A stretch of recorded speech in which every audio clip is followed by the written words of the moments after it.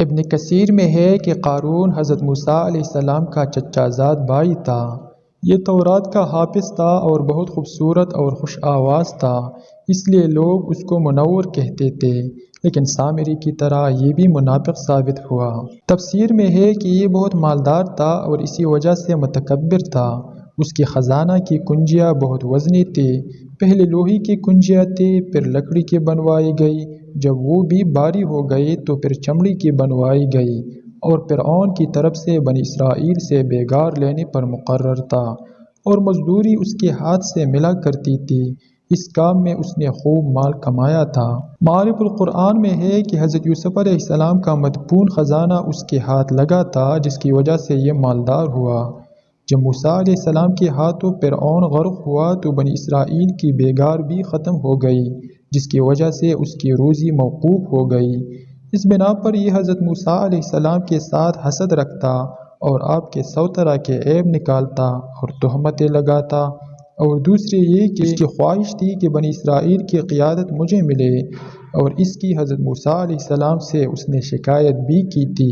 تو آپ علیہ السلام نے فرمایا یہ جو کچھ ہے اللہ تعالیٰ کی طرف سے ہے، مگر وہ اس پر مطمئن نہ ہوا اور حضرت موسیٰ علیہ السلام سے حسد کرنے لگا۔ قوم کے علماء نے اس کو زکوٰۃ دینے کی ہدایت کی تو اس نے صاف انکار کر دیا کہ میرے اس مال میں کسی کا کچھ حصہ نہیں ہے، یہ مال میں نے اپنی محنت اور ہوشیاری سے حاصل کیا ہے۔ تفاسیر میں مذکور ہے کہ قارون ایک دن نہایت ہی قیمتی پوشاک پہن کر ایک سفید خچر پر بیٹھ کر نکلا اور اس کے جلوس میں ہزاروں پیدل اور سوار تھے۔ اس نے اپنے غلاموں کو بھی بیش بہا پوشاکیں پہنائی ہوئی تھی۔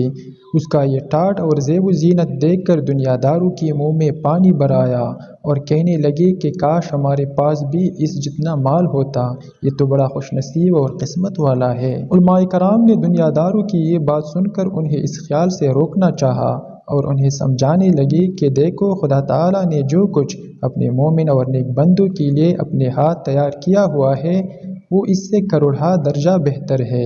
تمہیں ان درجات کو حاصل کرنے کے لیے اس 2 روزہ زندگی کو صبر سے گزارنا ہوگا، جنت صابروں کا حصہ ہے۔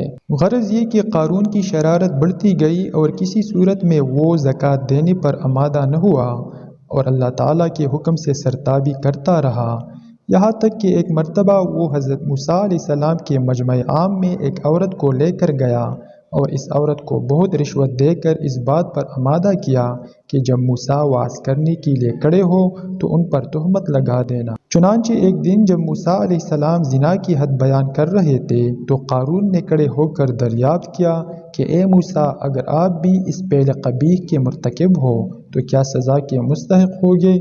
آپ علیہ السلام نے فرمایا بے شک۔ قارون نے عورت کی طرف اشارہ کیا، وہ عورت کھڑی ہوئی اور اپنے ساتھ بدکاری کی نسبت بیان کرنے لگی۔ حضرت موسیٰ علیہ السلام نے اس سے فرمایا کہ خدا کے غضب سے ڈر کر بیان دے اور جو کچھ کہنا چاہتی ہے کہہ۔ ابن کثیر نے لکھا ہے کہ عورت کھڑی ہوئی اور اس نے اس طرح کہا کہ تو وہی نہیں ہے جس نے میرے ساتھ ایسا ایسا کیا۔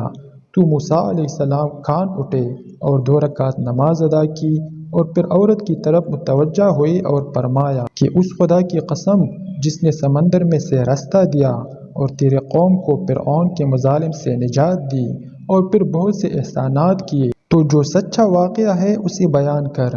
اس پر عورت کا رنگ بدل گیا اور اس نے صحیح واقعہ بیان کر دیا اور سچے دل سے توبہ کر لی اور وہ تیلیاں بھی پیش کی جن پر قارون کی مہر لگی ہوئی تھی۔ اس پر مجمع میں قارون پر ملامت ہونے لگی۔ موسیٰ علیہ السلام سجدہ میں گر کر دعا مانگنے لگے۔ ارشاد ہوا زمین کو حکم دو، یہ تمہاری اطاعت کرے گی۔ حضرت موسیٰ علیہ السلام نے زمین کو فرمایا اے زمین اس کو پکڑ لے۔ قارون زمین کے اندر دنسنا شروع ہو گیا۔ اس سے قبل آپ علیہ السلام نے اعلان فرمایا کہ تمام بنی اسرائیل یہاں سے چلے جائے اور صرف قارون اور اس کے ساتھی یہی ٹھہرے۔ صرف 2 آدمی قارون کے ساتھ بیٹھے رہے اور وہ بھی زمین میں دنسنے لگے۔ ان سب نے چلانا شروع کر دیا اور حضرت موسیٰ علیہ السلام سے معافی مانگنے لگے۔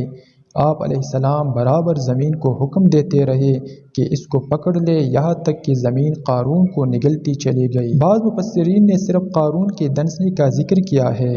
دنستے دنستے بھی قارون آنکھوں کے اشارے سے معافی مانگتا رہا، لیکن حضرت موسیٰ علیہ السلام نے اس کو معاف نہ کیا۔